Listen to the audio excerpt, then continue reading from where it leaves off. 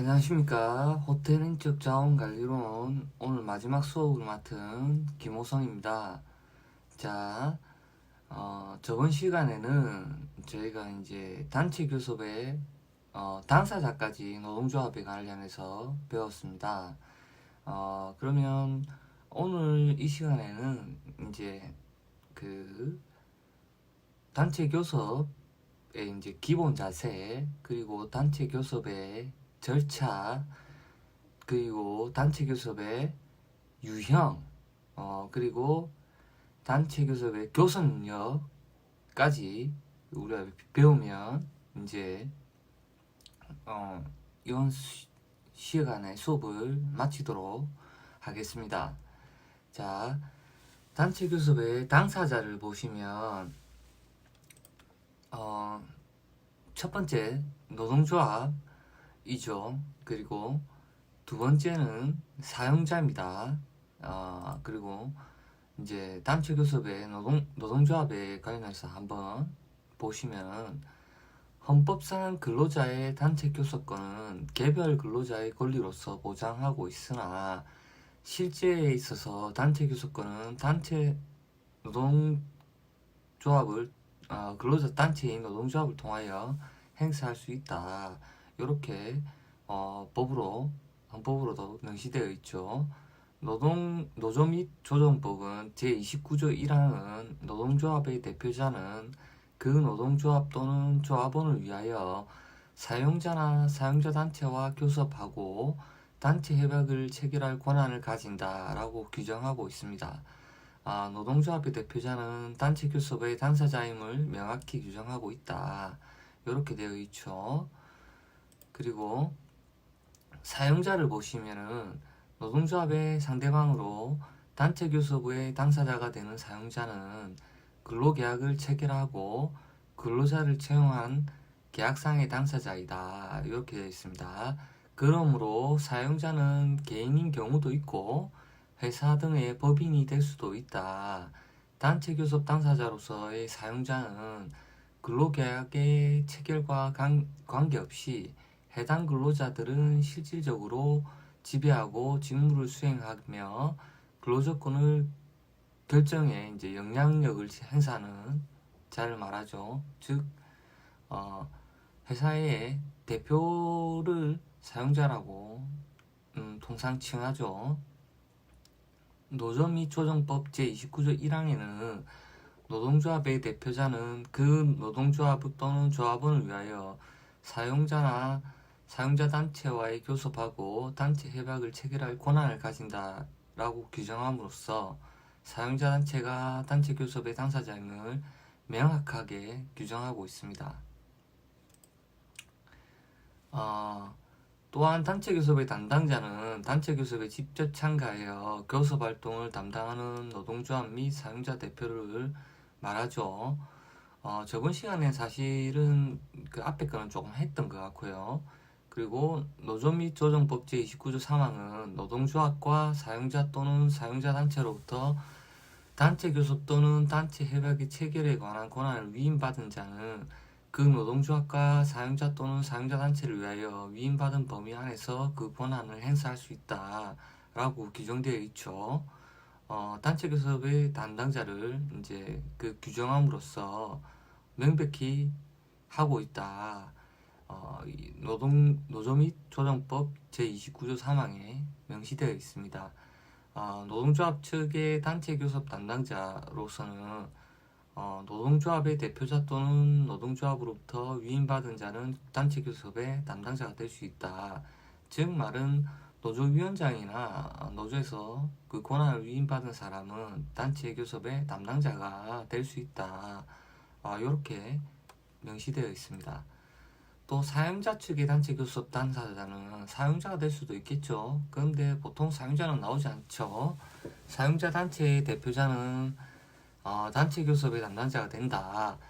개인 기업의 사용자나 주식회사의 대표이사가 직접 단체 교섭을 담당하는 경우는 그들이 직접 단체 교섭의 담당자가 되므로 문제가 되지 않죠. 그러나 사용자 측도 단체 교섭 또는 단체 협약 체결에 관한 권한을 자유롭게 위임할 수 있다고 되어 있습니다. 보통 큰 회사 같은 경우에는 뭐 현대노조에서 단체 협상을 할 때 현대자동차의 회장이 직접 나와서 단체 협상을 하지 않죠. 위임을 해서 그 회사에서 이제 권한을 그 사용자 측에 예를 들면 뭐 이사 정도 되는 사람들을 그 권한을 위임해 가지고 단체 교섭을 하게끔 할 수 있다. 이렇게 되어 있습니다. 따라서 주식회사의 노무부장이나 과장도 일정한 범위의 특별 위임 근거로 단체 교섭의 담당자가 될 수 있다. 이것도 법률로 동법 제2조 2호로 규정을 해놨다고 되어 있죠. 그리고 단체 교섭의 기본 자세를 보시면 사용자 측은 노동조합에 대하여 이해와 우정으로 가족적인 분위기를 조성하고 노동조합 측이 또 회사에 대한 협조심과 일체감을 갖고 평화적 노사관계의 바탕으로 교섭이 이루어지도록 노력해야 된다. 노사 양측은 교섭 과정에서 언제나 성의 있는 자세와 인내심을 가지고 상대방의 주장에 귀를 기울여야 하며 서로 양보와 미덕을 발휘해야 한다. 라고 되어 있죠. 근데 현실은 조금 다를 수가 있습니다. 경영 간부나 노무관리자는 노사관계의 사용자 측 입장에 있는 사람들은 단체 교섭에 관련된 문제에 대하여 회사의 경영 목표에 부합하도록 행동해야 하며 노동조합 측에서도 회사의 경영 방침, 회사의 경영 사정, 경제, 사회적인 환경 여건 등을 충분히 고려하여 단체 교섭에 임하는 태도가 이상적인 단체 교섭의 기본 자세라고 볼 수가 있죠. 그럼 너무 한쪽 주장만 내세우면 협상이 제대로 되지는 않겠죠. 근로자도 근로자 나름대로의 그 자세를 가지고 강성이 아니라 강성을 할 때는 하더라도 맞게끔 한다. 이렇게 되어 있습니다. 그리고 교섭의 절차를 보시면 단체 교섭의 절차 그 첫 번째 교섭 준비 단계를 보시면 교섭 준비 단계는 단체 교섭이 본격적인 협상에 들어가기 전에 행해지는 기초 작업 단계로서 다음과 같은 중요성을 갖고 있습니다. 첫 번째는 교섭팀으로 하여금 파업 또는 직장 폐쇄 전에 교섭 목적과 양보할 수 있는 범위를 결정하도록 해야 되겠죠. 두 번째는 교섭팀의 요구안을 구체화하고 방어가 가능하도록 한다. 셋째는 교섭팀으로 하여금 상대방의 요구를 이제 예상할 수 있어야 한다. 그리고 준비 단계에서는 주로 단체 교섭의 시기, 단체 교섭의 장소, 그리고 단체 교섭의 이제 담당자, 단체 교섭위원이죠. 그리고 참석자 수를 결정해야 된다. 이것이 단체 교섭의 절차 중에서 그 첫 번째 교섭 준비 단계라고 보시면 되겠습니다. 두 번째는 문제 제시 단계죠. 그 단체 교섭의 두 번째 절차로는 초기 단계에 수차례 이제 회합을 거치면서 자기 측의 주장을 상대방에게 설명하고 한편 상대방의 주장을 듣는 가운데 그들의 진위를 파악하는 단계로서 서로 정보를 탐색하는 과정이죠. 노동자 측은 노동자의 주장, 임금이라든지 안에 기타 복리시설이라든지 자기가 원하는 근로자들이 요구하는 사항에 대해 주장하고 충분히 설명을 하고 그리고 우리가 이야기를 함으로써 상대방이 또 그리고 너무 자기 발언만 하면 협상은 안 되겠죠. 상대방의 이야기도 들어봐야 되겠죠. 그리고 상대방의 사측의 이야기도 왜 임금을 이렇게밖에 줄 수 없는지에 대해서 충분히 들어보고 그리고 그 말이 맞나 안 맞나 진위를 파악하고 서로 정보를 서로 탐색하는 아주 중요한 과정이죠. 그리고 통상적으로 이 단계에서는 노조 측은 정치적인 입장에서 터무니없는 최초 요구를 제시하는 반면에 사용자 측은 최초 제시 수준은 상식 이하의 낮은 수준을 제시한 뒤 점차 접근해가는 방향이다. 이러한 최초 요구 수준이나 제시 수준은 협상의 전망을 결정하는 중요한 변수가 된다. 이 말은 무슨 말이냐면, 이제 근로자 측, 노동조합에서는 이제, 그러니까 월급이 예를 들면 한 30만 원 정도가 다 올랐으면 좋겠는데, 그렇게 이야기 안 하죠. 처음에는 뭐 세게 부릅니다. 60만 원 정도 올라야 된다. 그리고 노동자는 안 된다. 그냥 수준으로 우리는 그렇게 해줄 수 없다. 왜냐하면 우리 경영은 실은 이렇게밖에 안 된다라고 주장을 하죠. 그렇게 함으로써 서로가 내보죠. 네고시에이션은 하는 과정이죠. 그렇게 함으로써 이제 노조는 정치적이죠. 상당히 입장에서 너무 높은 요구를 하고 상조 측은 너무 낮은 수준의 그를 제시를 함으로써 서로 중간에 과정을 맞춰감으로 해서 결국에는 이제 사용자나 노동자 측에서 만족할 수 있는 협상을 할 수 있게끔 그렇게 통상적으로 전략을 짜고 움직인다라고 보시면 되겠습니다. 그리고 이제 세 번째 단계 단체 교섭의 절차 중에서 교섭의 성숙 단계라고 보시면 중간 성숙 단계에서는 노조의 요구 수준과 사용자의 제시 수준을 바탕으로 타결점을 향해 활발한 협상을 전개하게 된다. 근데 여기에서 양측은 양보할 수 있는 최고 한도와 받아들일 수 있는 최저 한도를 비교적 확실하게 설정을 해야 된다. 이때 협상은 주로 주고받는 신축성을 갖게 되며 제안과 반대 제안 그리고 타협과 절충을 통하여 가능한 여러 가지 처리 방법을 찾아내어 최종적으로 일괄 처리하는 방식으로 취하게 된다. 이를테면 일단 노사체 양측은 시간당 비용액을 합의하며 이를 임금, 상여금, 수당 등의 인상과 조정에 적용하는 것은 어려운 일이 아니기 때문에 쉽게 일괄 처리에 접근할 수 있다. 요런 말입니다.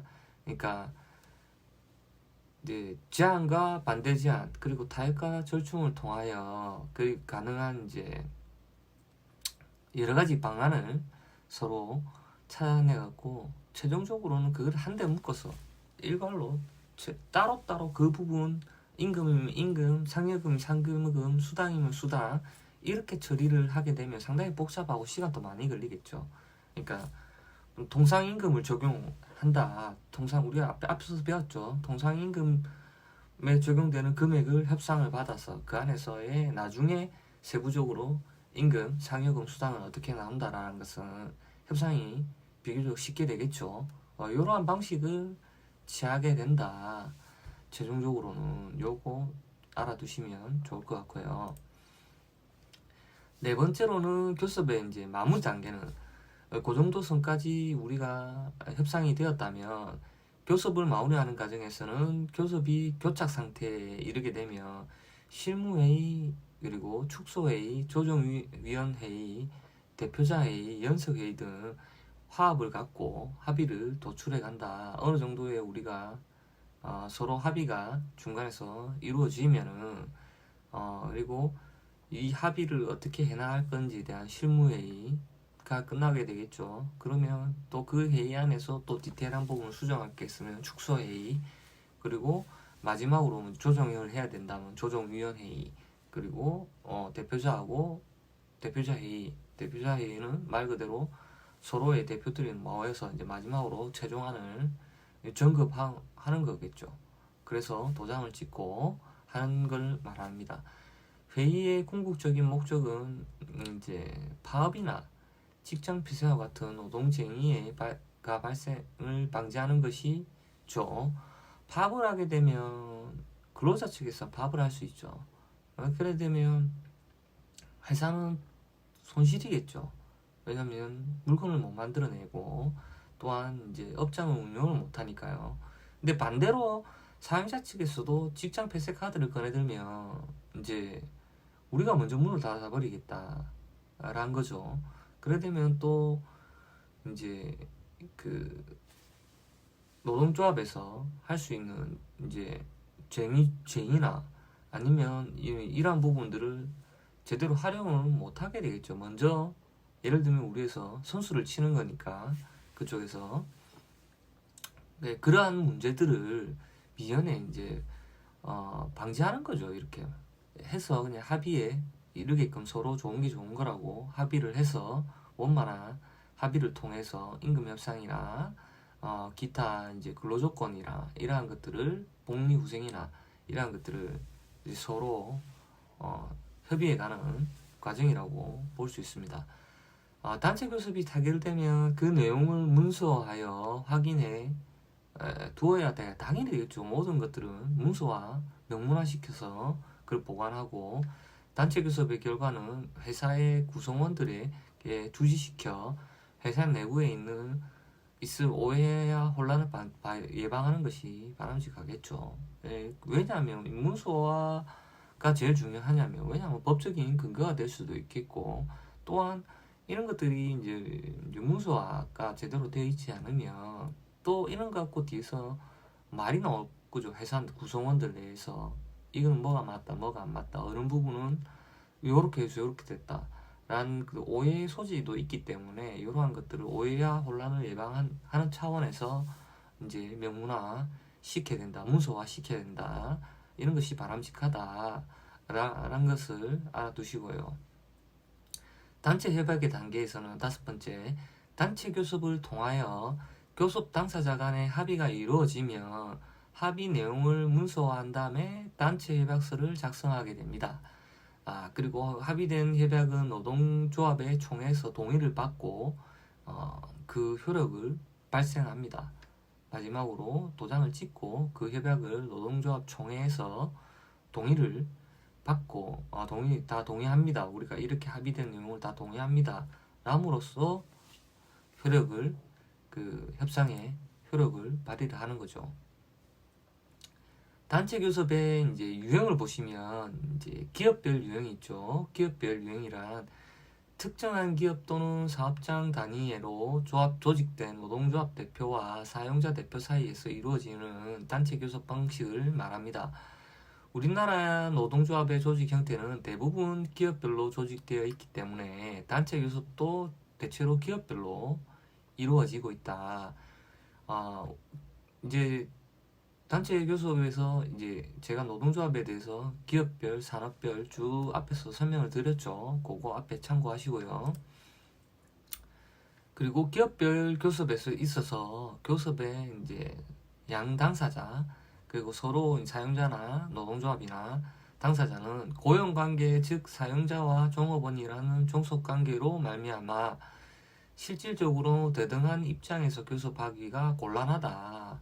사실은 기업별 교섭을 하는 이유는 반대로 이제 교섭을 하게 되면은 불리한 단점이 생깁니다.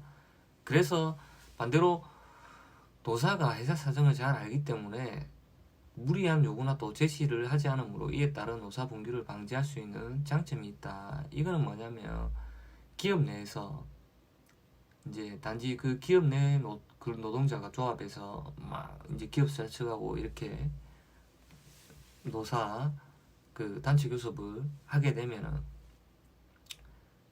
그 서로 나는 이 회사의 종업원인데 계속 일할 건데 그렇게 되면 서로 이제 사용자와 종업원이 이제 종속관계 말 그대로가 묶여 있지 않습니까? 그래서 실질적으로 서로 대등한 입장이 될 수가 없겠죠.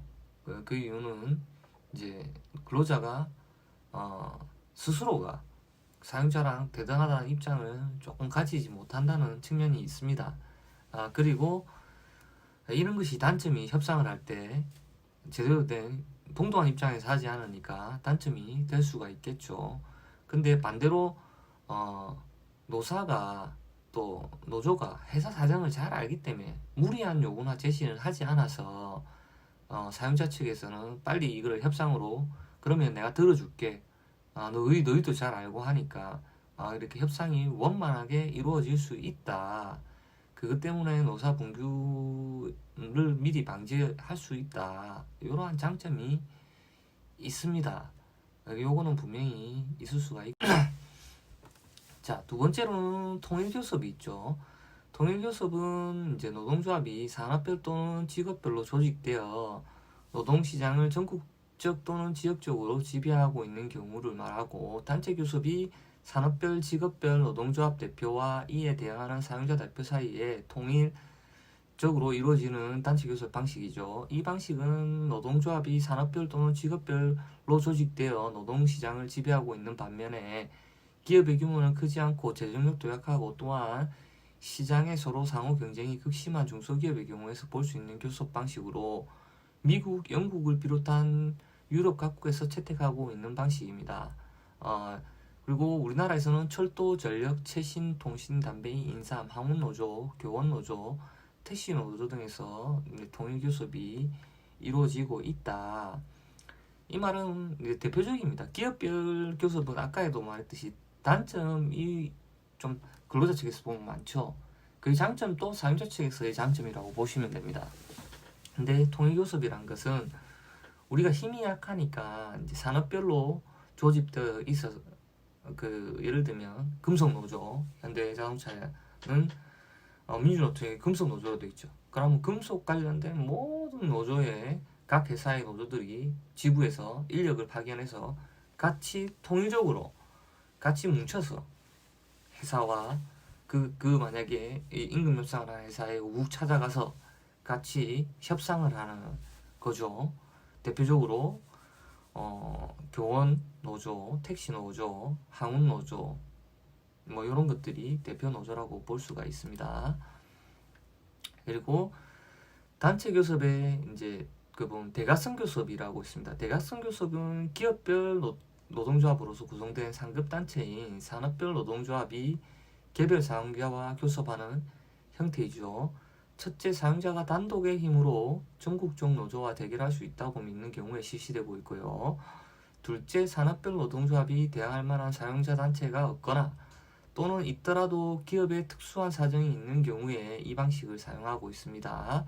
셋째, 산업별 노동조합이 대표적인 사용자와 교섭을 하여 협약을 체결하면 다른 사용자도 이를 수용할 수 있게끔 하는 경우에 행해지고 있고요.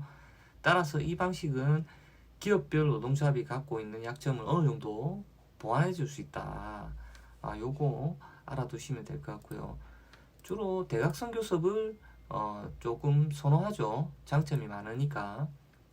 그리고 공동교섭이 또 네 번째로는 있습니다.